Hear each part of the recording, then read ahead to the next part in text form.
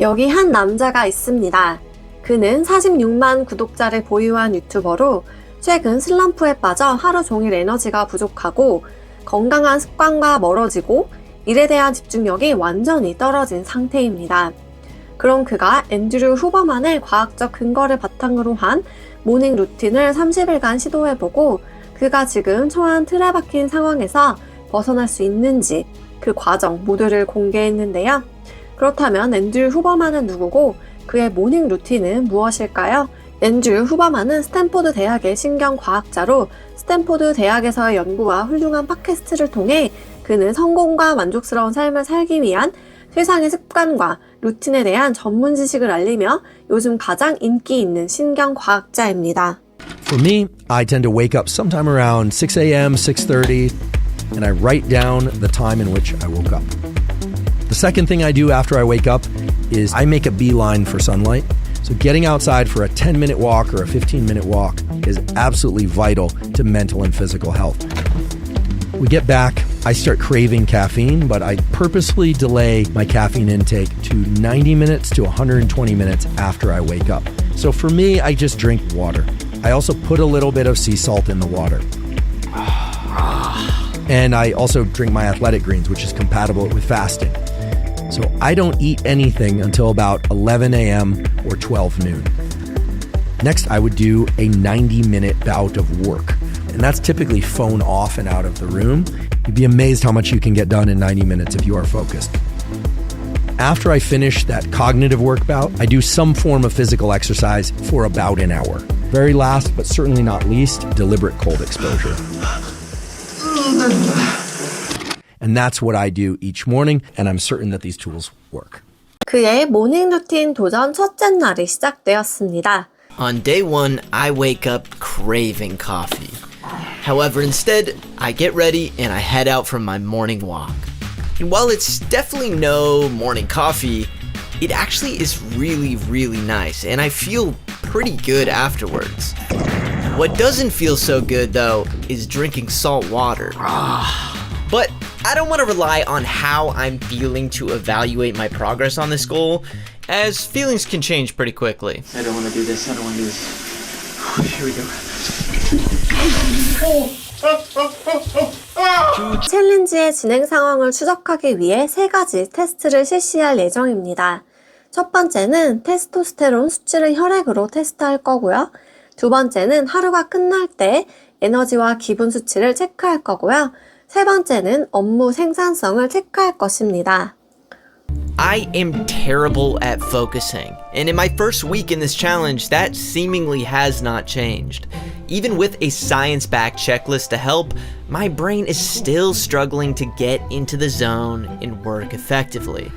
And even though it's still early into this goal, I really need to figure this out. For a bit more context, I work from home most days, and if you come through here, just gotta come through the bathroom, past the toilet, and voila! This is where I work, staring at a screen in a storage room closet that is connected to my bathroom. Now, I have done the best to make this space feel cozy. 정말 특이한 곳에서 근무를 하네요. However, it is still kind of a shitty place to work, no pun intended. And with that, I've become really good at getting out of this room and distracting myself at any chance I can get. Even with my phone out of the room, I am getting up constantly to top up on coffee or look for snacks that I can't even eat because I'm fasting. And with each of these interruptions, I'm killing my momentum when I try to dig into a task, and I'm falling further and further behind in my work. And this is definitely the area I need to improve the most. Or at least that's what I thought. Testosterone. That's your ideal range. 2.49. 2.4. I'm below average! Gosh. I am speechless. I am speechless. So, 1 week in, and I am failing in 2 categories. Great. With the discouraging week 1 complete, I really want to hone in on improving my work sessions for week 2. I'm hoping that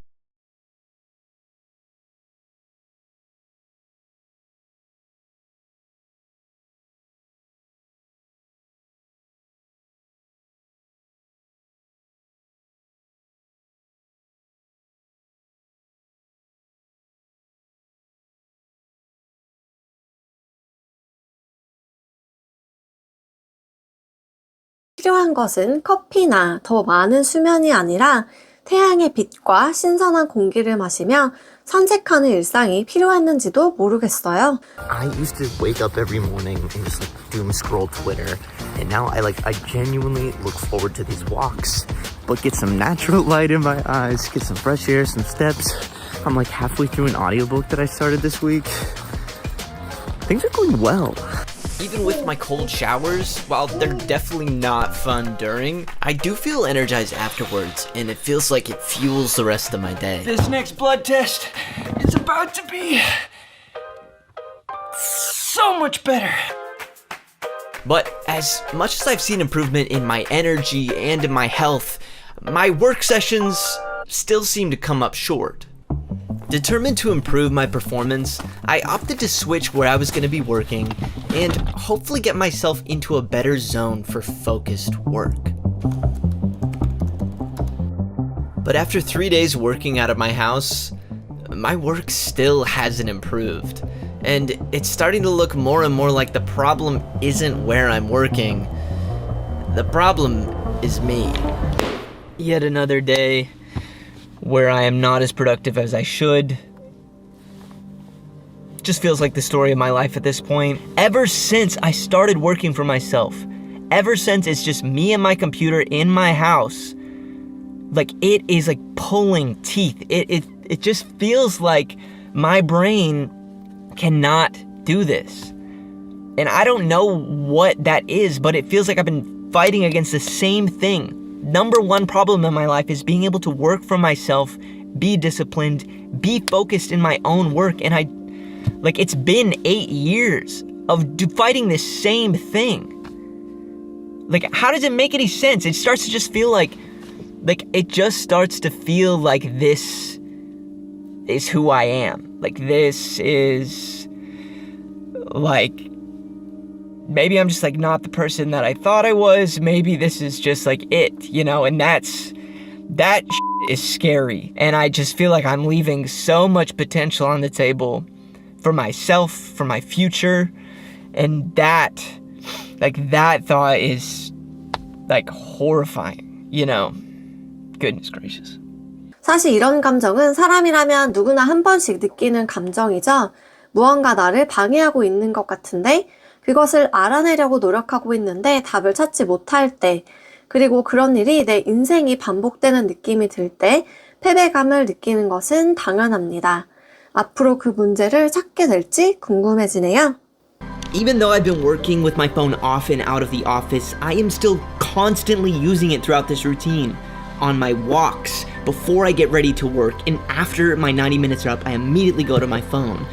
And if I'm constantly distracting myself before I sit down, it feels like I just keep craving that distraction when I'm working.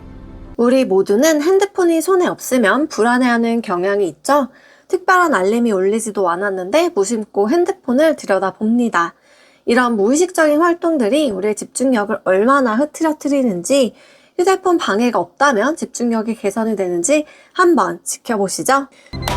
The next morning, I decided to try keeping my phone powered down until it was time for my lunch break, to see if it would help me focus.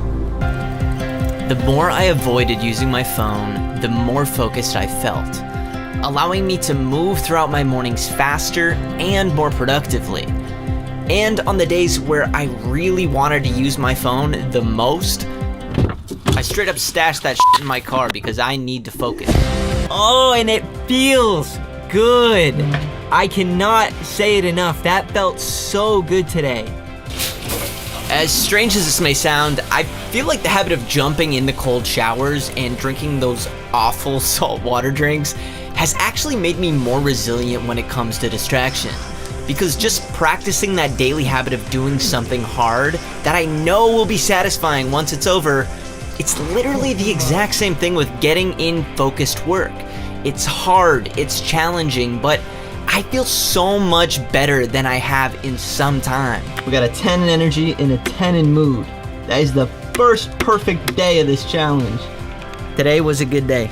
A really, really good day. And when I tally up my numbers from the last 30 days, there's been improvement in both my energy levels and my mood. with my reported energy levels increasing almost 2 whole points, which leaves just one final test. Here we go. Day 1, day 30, let's go! I'm average! Vitamin D got better, my cholesterol got better. Everything is better. 이 유튜버는 이 모닝 루틴 하나만으로 평생 문제였던 집중력, 에너지 레벨, 기분 모든 것이 개선되었습니다. 너무 좋아서 앞으로도 계속할 생각이고 친구들도 루틴에 참여시키기 시작했대요. 그리고 이 모닝 루틴을 시도해본 자신이 너무 자랑스럽고 이런 기회를 갖게 된 것에 감사함을 느꼈다고 합니다.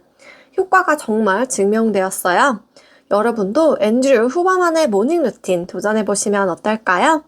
제 영상 시청해주셔서 감사드리고 아직 구독 안 하셨다면 구독과 좋아요로 자기계발에 도움되는 영상 놓치지 말고 받아가세요. 다음에 더 좋은 영상으로 찾아오겠습니다. 감사합니다.